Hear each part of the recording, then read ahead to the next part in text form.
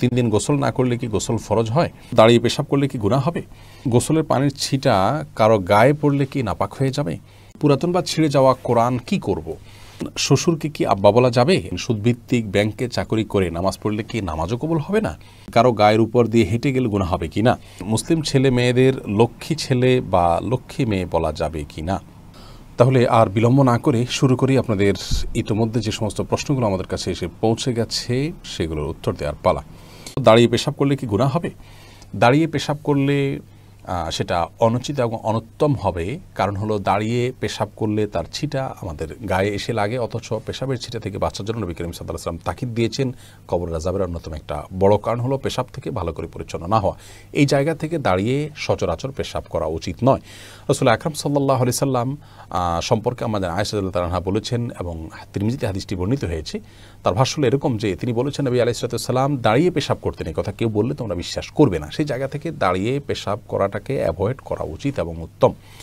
তবে সৌদি আরবের উলামায়ে কেরাম বিন বাজ, ইবনে উসাইমিন রাহিমাহুল্লাহ সহ অনেক উলামায়ে কেরাম বলে থাকেন যে কেউ চাইলে দাঁড়িয়ে পেশাব করতে পারেন। বিশেষ করে পেশাবের ছিটা ইত্যাদি আসবে, নাপাক হয়ে যাবে, তার কাপড় শরীর লেগে যাবে, এরকম আশঙ্কা যদি না থাকে তাহলে সে অবস্থায় দাঁড়িয়ে পেশাব করাতে অসুবিধা নাই তারা মনে করেন। তার কারণ হলো বুখারীর একটি হাদিস রয়েছে, যে হাদিসে নবী করিম সাল্লাল্লাহু আলাইহি সাল্লাম কোন একটা ময়লাযুক্ত এলাকাতে যেখানে বসার পরিবেশ ছিল না সেখানে দাঁড়িয়ে তিনি পেশাব করেছেন। এই হাদিসটাকে তারা ব্যাপক অর্থে নিয়ে থাকেন, কিন্তু প্রথম মতটি অধিকতর বিশুদ্ধ এবং দলিল থেকে আপনার দলিল সমৃদ্ধ বলে আমাদের কাছে মনে হয়। অতএব সচরাচর এবং সাধারণ অবস্থাতে দাঁড়িয়ে পেশাব না করে বসে পড়াই উচিত। রাসূল আকরাম সাল্লাল্লাহু আলাইহি ওয়াসাল্লাম স্বাভাবিক অবস্থায় সেটিই করতেন। হ্যাঁ, বিশেষ কোনো কারণে কোনো জায়গায় বসার পরিবেশ নাই এরকম হলে সেখানে দাঁড়িয়ে পেশাব করা যেতে পারে। এরপরের প্রশ্ন হলো, গোসলের পানির ছিটা কারো গায়ে পড়লে কি নাপাক হয়ে যাবে? উত্তর হলো, গোসলের পানির ছিটা, সাধারণ পানির ছিটা যদি কারোর গায়ে গিয়ে পড়ে তাহলে সেটি নাপাক হবে না, তার শরীর নাপাক হবে না, কাপড়ের উপর লাগলে সে কাপড় নাপাক হবে না। তবে শরীরে যদি কোথাও দৃশ্যমান নাপাক থাকে শরীরের উপরে, সেই জায়গাতে পানি পড়ে এবং সেই পানিটা গিয়ে নির্দিষ্টভাবে কারোর গায়ে লাগে, তাহলে সেই অংশ, যে অংশে লাগবে শুধুমাত্র সেই অংশটা নাপাক হবে, সেটিকে ধুয়ে ফেললেই পাক হয়ে যাবে। আর যদি এরকম দৃশ্যমান কোনো নাপাক না থাকে, জাস্ট তার গোসল ফরজ হয়েছে হয়তো, কিন্তু শরীরের উপরে কোনো দৃশ্যমান নাপাক নাই, তাহলে শরীরের উপরে যে পানি ব্যবহার করা হবে সেটা ছিটা গিয়ে অন্য কারো কাপড় পড়লে সেটি নাপাক হবে না। কারণ নাপাক দূর করার জন্য আমরা উযু করি, গোসল করে থাকি, এই ব্যবহৃত পানি নাপাক হয়ে যায় না যদি সেখানে দৃশ্যমান নাপাক না থাকে। এরপরে যে প্রশ্ন দেখতে পাচ্ছি তা হলো নাসিরউদ্দিন বাতুল, আপনি জানতে চেয়েছেন পুরাতন বা ছিঁড়ে যাওয়া কোরআন কি করব? দেখুন, পুরাতন বা ছিঁড়ে যাওয়া কোরআন, আমাদের কোরআনের ব্যাপারে আমাদের করণীয় সম্পর্কে ইমাম মুহাম্মদ রাহিমাহুল্লাহ সহ অনেক বড় বড় ইমামগণের মত হলো সেটি আমরা কবরে বা এমন কোনো জায়গায় মাটিতে পুঁতে রাখবো যেখানে সচরাচর মানুষ পাড়া দেয় না। আস্তে আস্তে সেটা মাটিতে থাকতে থাকতে মাটির সাথে মিশে যাবে। কোরআন যদি ছিঁড়ে যায় বা ব্যবহার অনুপযোগী হয় তাহলে সেক্ষেত্রে আমরা এই কাজটা করতে পারি। আর এর বাইরে অনেক উলামায়ে কেরাম পুড়ে ফেলারও পরামর্শ দিয়েছেন। তাদের দলিল হলো সহিহ বুখারীতে একটি হাদিস বর্ণিত হয়েছে, আমরা অনেকেই জেনে থাকবো, যে ওসমান রাদিয়াল্লাহু তাআলা আনহুর শাসন আমলে যখন কোরআনের কিছু কপি নিয়ে সমস্যা দেখা দিচ্ছে, অর্থাৎ কোরআন যেহেতু কয়েক আপনার উপভাষায় নাজিল হয়েছে, সেই উপভাষাগুলোতে অনেক কিছু কপি করা হয়েছে, পরবর্তীতে কিছু জটিলতা দেখা দিল, তো একটি রেখে বাকি কপিগুলোকে একত্র করে সাহাবায়ে কেরাম পুড়ে ফেলেছিলেন। তো যেহেতু সাহাবায়ে কেরাম কোরআন যখন ব্যবহার অনুপযোগী হয় সেটাকে পুড়ে ফেলার আমল তাদের থেকে প্রমাণিত হয়েছে, সেজন্য অনেক উলামায়ে কেরাম যে পুড়ে ফেলা যাবে।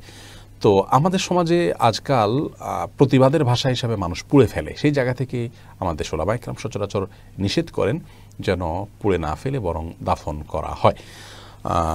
এ হলো কোরআন যদি ব্যবহার অনুপযোগী হয় সেক্ষেত্রে আমাদের করণীয় সম্পর্কে বিস্তারিত আলোচনা। এর পরের প্রশ্নটি করেছেন দ্য ব্যাংকার গাই আইডি থেকে, আপনি জানতে চেয়েছেন সুদভিত্তিক ব্যাংকে চাকরি করে নামাজ পড়লে কি নামাজও কবুল হবে না? না ভাই, এমন কোনো কথা নেই। সুদভিত্তিক ব্যাংকে চাকরি করলে উপার্জন আপনার হারাম হলো, কিন্তু নামাজ হবে না এমন নয়। ফরমাল যে কাজগুলো আছে নামাজের, সেগুলো যদি আপনি সঠিকভাবে সম্পাদন করেন আপনার ইবাদত হয়ে যাবে এবং ফরজ আপনার আদায় হয়ে যাবে, ফরজ থেকে আপনি দায় মুক্ত হয়ে যাবেন।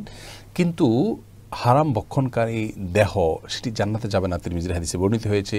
এবং এরকম মানুষ যখন আল্লাহর কাছে দোয়া করবেন সে দোয়াও কবুল হবে না, হাদিসে রয়েছে।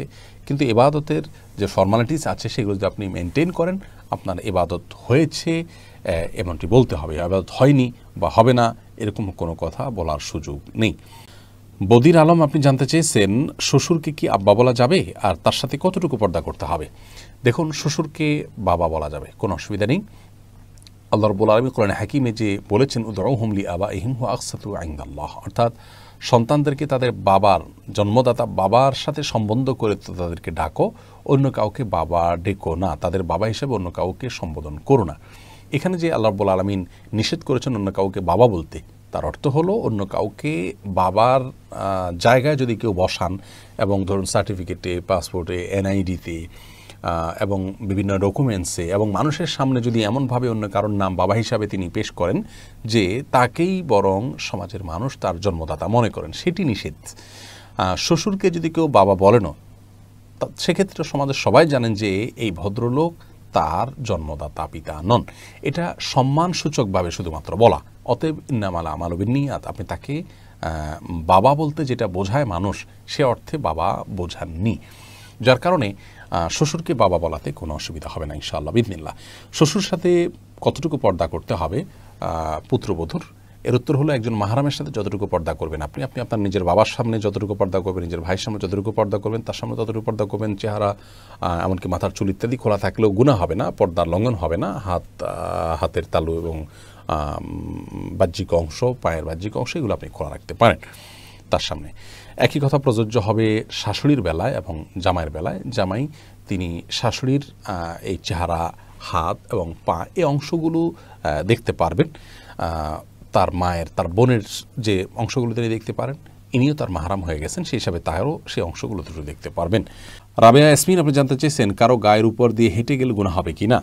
কারো গায়ের উপরে হেঁটে গেলে সরাসরি কোনো গুনাহ হবে না, কারণ কোরআন হাদিসে এরকম কিছু নিষেধ করা হয়নি। কিন্তু যে কোনো মানুষের প্রতি সম্মান প্রদর্শন করা উচিত। কারো অসম্মান হয়, সম্মানহানি হয়, কারোর প্রতি অপমান প্রদর্শন হয়, এমন কোনো কাজ করা উচিত নয়।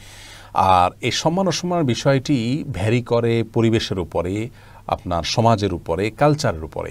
যদি কোনো অঞ্চলে কোনো ব্যক্তির পায়ের উপর দিয়ে, শরীরের উপর দিয়ে, পাও দিয়ে চলে যাওয়া এটাকে যদি দূষণীয় মনে করা হয়, তাহলে সেটাকে অ্যাভয়েড করা উচিত। কারণ এই বিষয়গুলো অসম্মান প্রদর্শন করাটা এটা কালচারের উপর নির্ভর করে। এরাবিনদের কাছে এটা কোনো কালচার, মানে এটা কোনো অসম্মানের বিষয় নয়, এটা তাদের প্রতিষ্ঠিত কালচার। যার কারণে কারোর গায়ে যদি পাও লাগে সেটাকেও তারা দর্শনীয় মনে করেন না, কিন্তু আমাদের সেটা দর্শনীয়।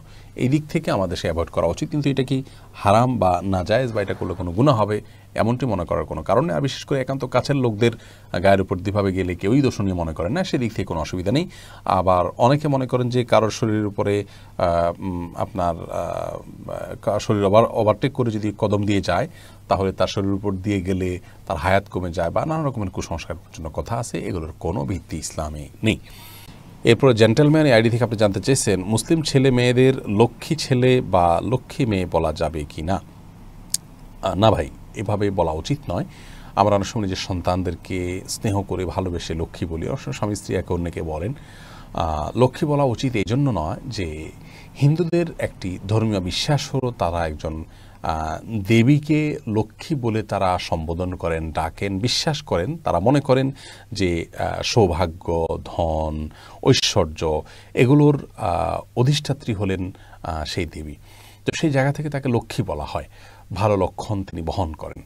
তো নিজের সন্তানকে বা প্রিয় কোনো মানুষকে যদি আপনি লক্ষ্মী বলেন, কেমন যেন আপনি সেই বিশ্বাসকে স্মরণ করে তাকেও ভালো লক্ষণ বহনকারী ওই দেবীর মতো, যদি আপনি এরকম মনে করে করছেন না, কিন্তু তার সাথে সাদৃশ্য হচ্ছে, সে বিশ্বাসের সাথে কিছু দিক থেকে বাহ্যিকভাবে হলেও মিলে যাচ্ছে। আর শিরক এবং মুশরিকের বিশ্বাসের সাথে বাহ্যিকভাবেও সাদৃশ্য হয় এমন কোনো কাজ একজন মুসলমানের করা উচিত নয়। সেই জায়গা থেকে লক্ষ্মী ছেলে, লক্ষ্মী মেয়ে এভাবে বলাটা অনুচিত। হোসাইনা খাতুন আপনি জানতে চেয়েছেন 3 দিন গোসল না করলে কি গোসল ফরজ হয়? না, 3 দিন গোসল না করলে গোসল ফরজ হয় এমন কোনো কথা নেই। অনেকে মনে করেন যে 3 দিন বা এতদিন গোসল না করলে তখন গোসল করতে হয় ফরজ হিসেবে। গোসল ফরজ হয় শুধুমাত্র মেয়েরা মাসিক থেকে পবিত্র হলে এবং সন্তান প্রসব পরবর্তী যে ব্লিডিং আছে সেটি থেকে পবিত্র হলে এবং নারী পুরুষ উভয়ের বীর্যপাত হলে সহবাসের পর, এই জায়গাগুলোতে গোসল করা ফরজ বা আবশ্যক। এছাড়া এতদিন গোসল না করলে গোসল আবশ্যক হবে এমন কোনো কথা নেই। কেউ গোসল করা ছাড়া 5 দিন 7 দিন 10 দিনও যদি থাকেন তারপরেও গোসল ফরজ হয় না। তবে হ্যাঁ, এরকম দীর্ঘ সময় গোসল না করে থাকা এটা অনুচিত, কারণ পরিচ্ছন্নতা এটা ঈমানের অংশ, এটা নেকামলের অংশ। সেই জায়গা থেকে যত অল্প সময়ের মধ্যে সম্ভব, বিশেষ করে গায়ে যখন দুর্গন্ধ হয়, ঘামের গন্ধ হয়, তখন ঘামের গন্ধ এবং শরীরের ময়লা ইত্যাদি এগুলো দূর করবার জন্য গোসল করা উচিত। বিশেষ করে আজকাল আমরা মানুষের মাঝে যেতে হয়, মসজিদে যেতে হয়, তো শরীরে দুর্গন্ধ নিয়ে গেলে অন্যের কষ্টের কারণ হবে, সেই কারণে গোসল করা উচিত। সেটা একদিনে হোক, 2 দিনে হোক, বা যতটুকু সময় সম্ভব। কিন্তু এত সময়ের মধ্যে না করলে গোসল করা ফরজ হয়ে যায় এমন কোনো কথা নেই।